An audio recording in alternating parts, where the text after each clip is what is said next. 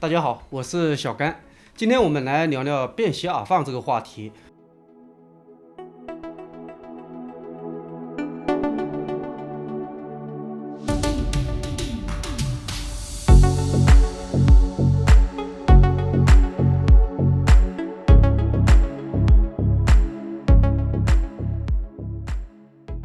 我本人是一个重度的耳放发烧友，从 SR7、PR2、Lisa3、L3、Stepdance、iCube、HeadAMP、旅行者等等，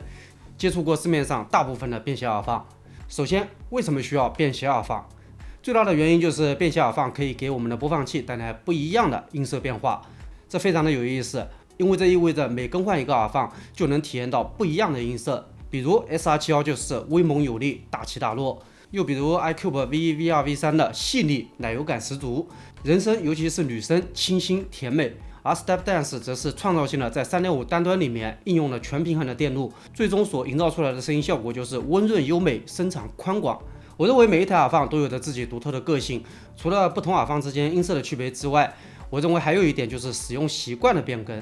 我们每次更换不同品牌的播放器，往往就意味着使用模式的变更，比如操作逻辑、交互方式等等都要重新去适应，所以播放器我往往只会持有一台，最多同时持有的也不会超过2台，而耳放就没有这个烦恼了，只需要接在播放器上面开个 Line Out 就完事了。这也是我为什么热衷于折腾耳放的一个原因。其实还有一点，可能这听起来有一点抽象啊，我一直觉得给播放器外接耳放其实也是一种模块化的体现。虽然这种搭配并不是1对1为彼此量身定做的组合，但它本质上面，我认为仍然是一种将设备功能拆分再进行重组的过程。就像我们身边有不少朋友，我自己也是，有事没事喜欢给电脑加个硬盘，插个5070，甚至于换电源、装水冷、组 ITX、组 NAS 等等，每次折腾半天也乐此不疲。目的就是让性能更符合自己的使用需求，都是将一个系统分解成多个功能模块，然后根据具体目标进行优化组合。播放器加耳放其实也差不多，播放器负责信号处理与解码，耳放则负责推动输出，两者通过接口连接协同工作，就像主板连接硬盘或者显卡一样。虽然它们原本并不是为彼此专门设计的，但只要标准兼容、匹配得当，整体性能就能够得到提升。更何况我们在拆装组合的过程当中，这个过程本身就很有意思。我们玩高达不也就是感受那种自己动手一点点拼出想要形态的那个过程？把播放器和耳放看成模块去搭配，本质上面也是一种拼装，追求的不光是性能，我认为更多的是一种参与感。好，以上说了这么多，有点扯远了，咱们回到今天的正题，也就是乐比 ES 上面。咱们先来说说 ES 的外形。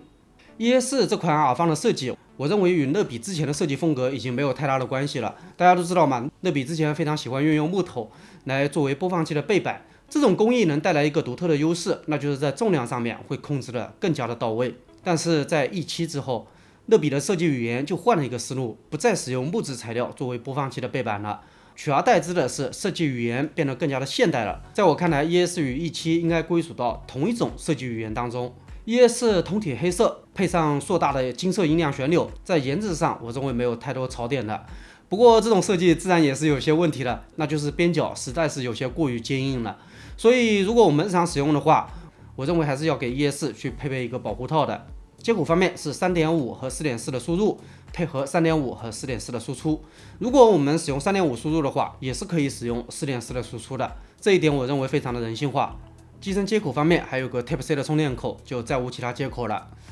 在功能控制方面 ，ES 提供了非常夸张的可自定义范围。ES 的外形有一点给我留下了非常深刻的印象，就是我们在整个机身的表面一颗螺丝都看不到。我注意过很多耳放的设计，在表面都或多或少的有螺丝的踪影，而在 ES 的表面上，我们见不到任何螺丝的存在。这一点不得不说，乐比还是下了大力气的。在配件与包装方面，配件就是2条对路线，分别是 3.5 和 4.4， 这2条原厂对路线在长度方面做得不错，可以充分适配我们手头不同的播放器，无论您是上下叠放还是左右平放都没有什么问题的。此外还有一条充电线，说明书就再无其他了。这本说明书我建议大家适当保存一下，因为 ES 的可调整范围相当的大，说明书上有详细的关于不同模式的说明，我相信这些说明让我们去背下来，那真是瞬间回到小学背课文的时候了，相当的枯燥。所以这本说明书我们保存一下，在需要调整的时候，参考说明书去调整就可以了。在聊起声音之前，先回答一个问题，这个问题我相信很多朋友心中都有疑虑，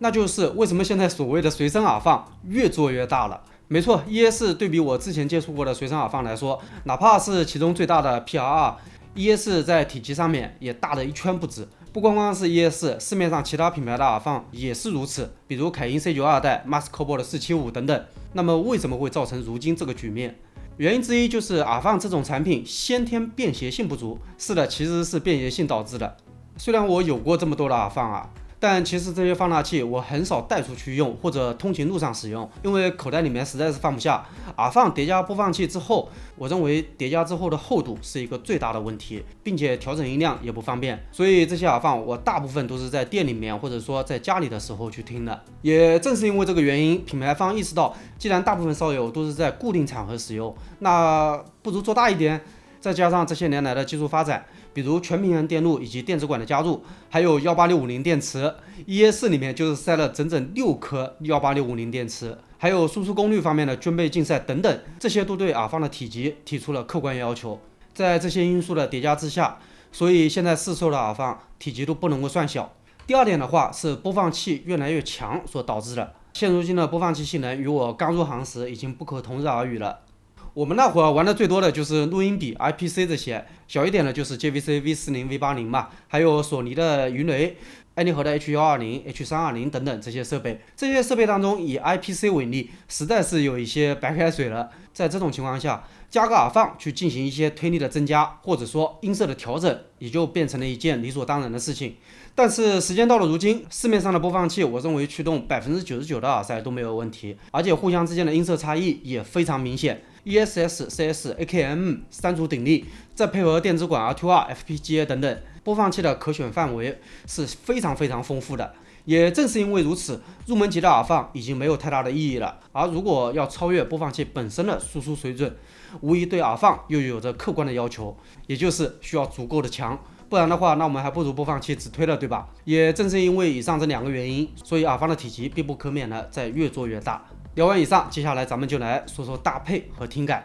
不过这次的声音介绍与以往有所不同，我们将会从4位用家的视角出发，来说一下 ES 这款设备。这4位朋友用了不同的耳机和播放器，各自的需求也不尽相同。首先，第一位是我一位老朋友了，家里有着价值不菲的音箱系统，但是也玩耳机、磁带、播放器等等。我这位朋友购买 ES 的初衷是为了推好魅子的109 Pro 这款头戴。客观来说啊，109 Pro 用 ES 去驱动，很明显是有一些大材小用的。但是也正是因为这个出发点，让我这位朋友选觅了市面上很多款放大器来进行组合搭配，最终才选定了 ES 的。其实哪怕是109 Pro 或者更入门的耳机，不同放大器之间的听感差异也是客观存在的。在我看来，我这位朋友的需求是非常明确的，因为家里已经有了比较成熟的音响系统了嘛，但是音响系统用起来毕竟不是那么的方便，所以搭配一套更方便的耳机系统就顺理成章了。我一直认为，如果一个人真正热爱音乐的话，就绝对不会只局限于一种播放形式。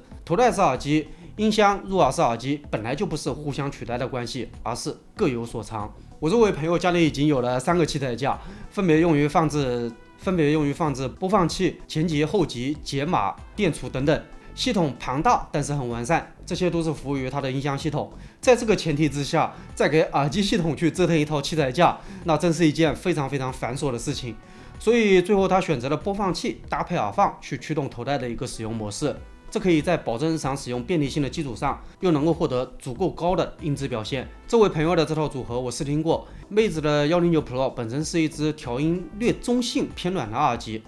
，ES 给它带来的提升是非常明显的。具体来说，就是让109的声音变得更有支撑感了，人声结像也更为突出，背景对比直推而言干净了许多。声音表现是在温暖当中带有一定线条感的，属于声音能够立得起来的那种，并且有一点非常重要，就是不冲。我们知道有一些设备力气是很大的，但是声音控制力不够，这就会导致声音发冲，不够温润细腻了。而109 Pro 与 ES 的这套组合，在声音能量感饱满的前提之下，依然保持了足够的温润和松弛感。尤其是在听一些编制比较大的音乐的时候，ES 能够把109 Pro 的开放式特征发挥得很好，在一个开阔的声场中构建出了一个有序稳定的声音结构。我认为这一套是非常不错的搭配。不过也正是前面说的大材小用，因为价位差的实在是太多了，一个 ES 能买3-4个109 Pro 了，而且109 Pro 在 ES 下面几乎是火力全开的一个表现，潜力几乎被榨干。所以我这位朋友现在正在寻觅一款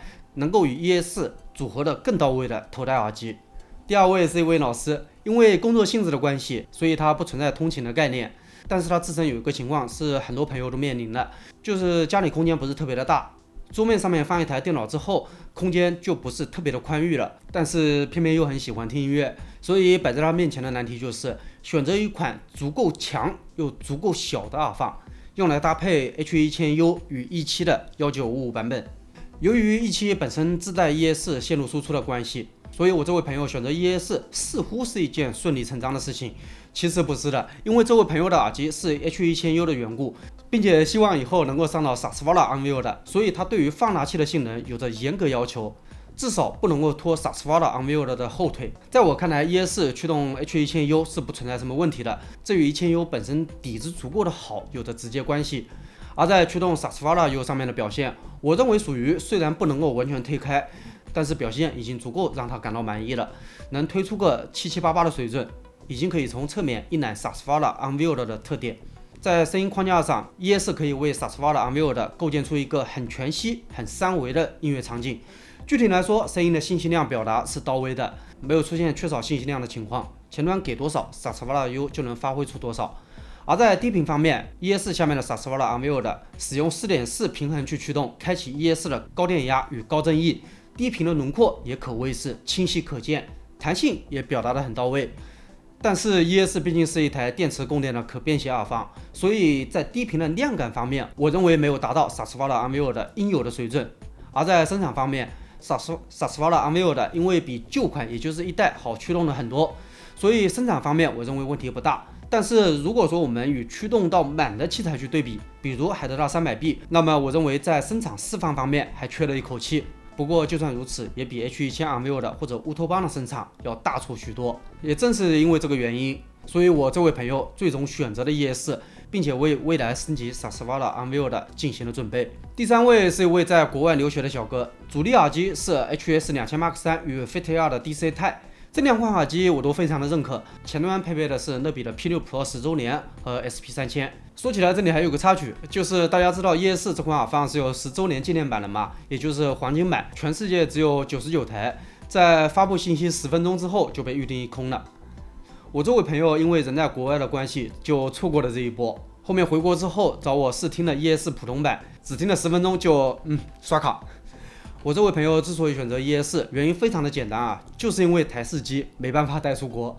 对我这位朋友而言，一台播放器加一台可以移动的耳放是最适合他的一个使用模式。他头戴玩的不是特别的多，出国留学嘛，大家一般都会多带一些耳塞，最多配备一个头戴。他也是，他只带了一个 D8000 Pro， 这一点想必很多留学的朋友都深有体会啊。因为本就不宽裕的行李箱，如果说再带2-3个头戴耳机的话，那真的是非常的麻烦。所以大家一般都只带一个头戴出国，更多的还是耳塞。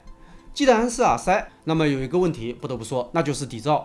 其实就我个人的一个使用习惯来说，因为上世纪80年代的器材那种底噪我都能接受，所以现如今设备的底噪对我而言啊问题不大。但是这毕竟是我个人的看法，不是所有朋友都像我这样会自动过滤底噪的。而在 ES 下面，我认为底噪控制的就非常不错，属于不仔细听不明显的那种。这其实也是乐比这个品牌一直以来的一个优势了。从播放器到小尾巴再到耳放，乐比的设备在底噪控制方面，我认为都做得非常不错。虽然我这位朋友出国带的耳塞居多，但是这并不妨碍他去搭配 ES。最大的一个原因就是 ES 本身是一台单耳放的缘故，这可以赋予前端播放器一些独特的声音柔和度，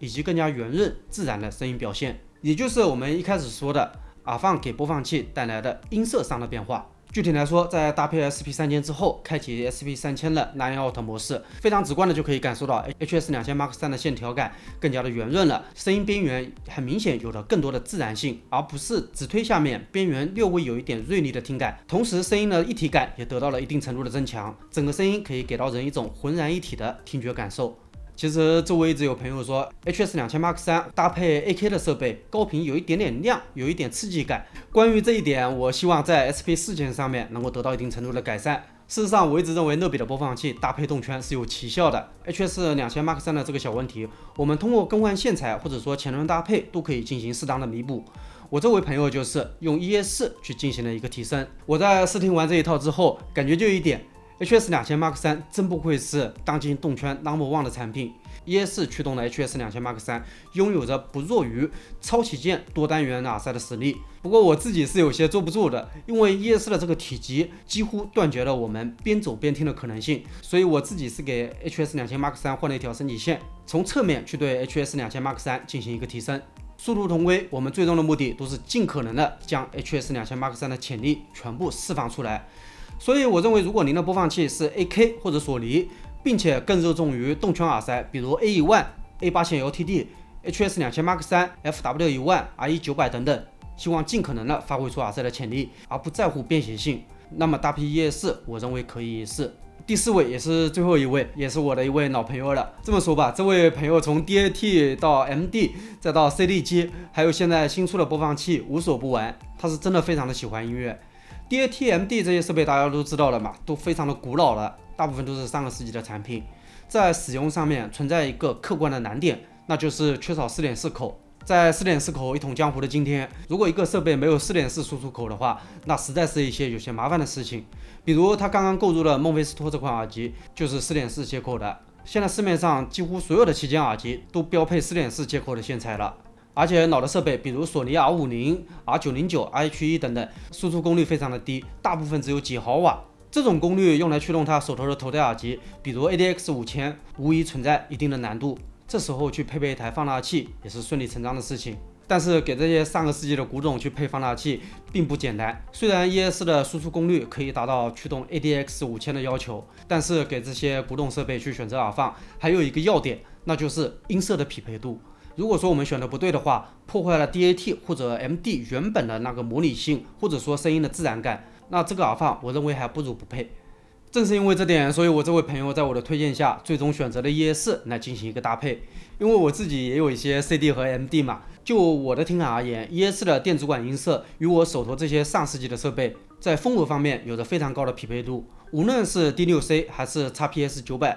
连接上去之后都可以保留设备原有的声音特质。看到这里，您可能会有个疑虑啊，就是既然这位朋友没有空间上面的限制，那为什么不推荐他使用台式耳放？台式耳放不一样可以连接耳塞吗？我的答案是，我并不怎么推荐大家用台式放大器去驱动入耳式耳机的，因为普遍存在声音发冲、控制力不够细腻的问题。原因也非常简单，就是术业有专攻，台式放大器也就是插电的，基本上都是给头戴式耳机去进行设计和制造的。至少我没见过哪个台式耳放宣传说专门给耳塞做了优化。